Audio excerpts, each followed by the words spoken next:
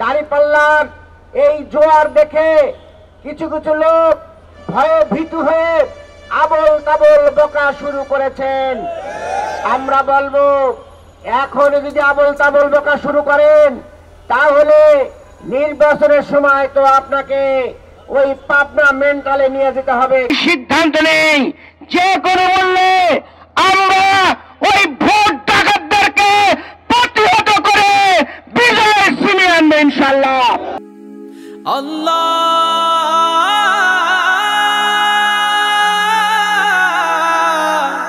আল্লাহ বিজয়ের কোন মার্কা আছে?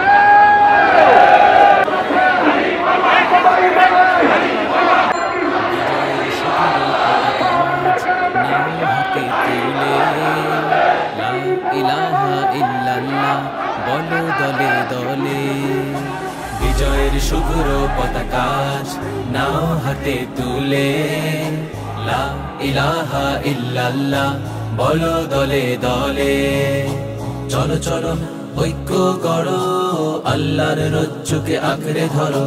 মুসলিম ঐক্য করো, আল্লাহর রজ্জুকে আঁকড়ে ধরো।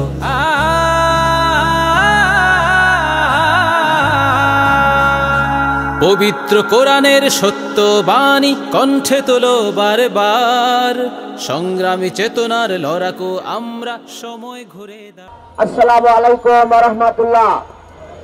সংগ্রামী ভাই এবং বন্ধুগণ, দীর্ঘ প্রতীক্ষার জাতীয় নির্বাচন আগামী ফেব্রুয়ারি মাসে অনুষ্ঠিত হতে যাচ্ছে। এই মর্মে আগামী 2-1 দিনের মধ্যেই শিডিউল ঘোষণা করার কথা রয়েছে। আমরা মাঝে কিছু ষড়যন্ত্র লক্ষ্য করছি। আজকের এই সমাবেশ থেকে অন্তর্বর্তীকালীন সরকার এবং নির্বাচন কমিশনকে আমরা বলবো, কারো ষড়যন্ত্রের কাছে আপনারা মাথা নত করবেন না। যে ঘোষণা আপনারা দিয়েছেন সেই ঘোষণা অনুযায়ী যেন তফসিল ঘোষণা করা হয় এবং ফেব্রুয়ারিতে নির্ধারিত সময়ের মধ্যে যেন নির্বাচন করা হয়, সেই জোর দাবি আমরা জানাচ্ছি।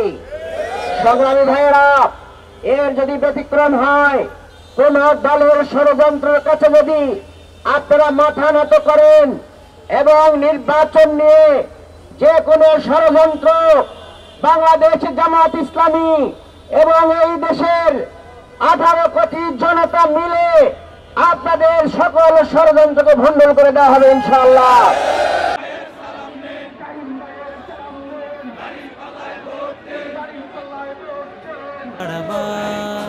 পবিত্র কোরআনের সত্য বাণী কণ্ঠে তোলো বারবার, সংগ্রামী চেতনার লড়াকু আমরা সময় ঘুরে দাঁড়াবার। আজ ইসলাম রক্ষায় জীবন বিলাতে আয় কালেমা তোলে, আয় কালেমা তোলে।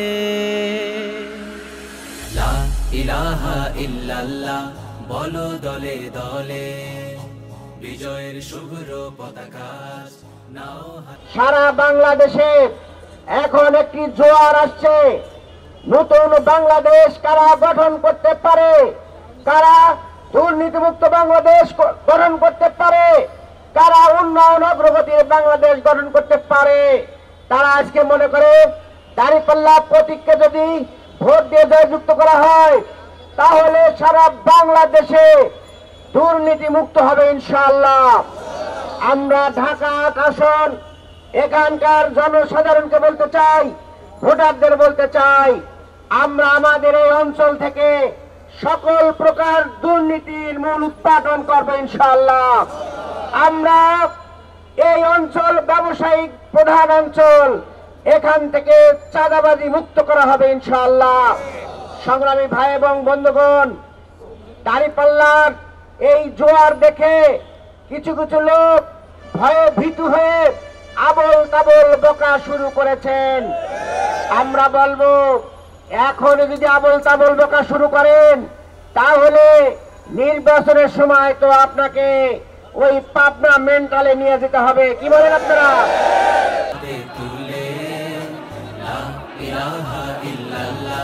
বলো দলে দলে, আল্লাহ আল্লাহ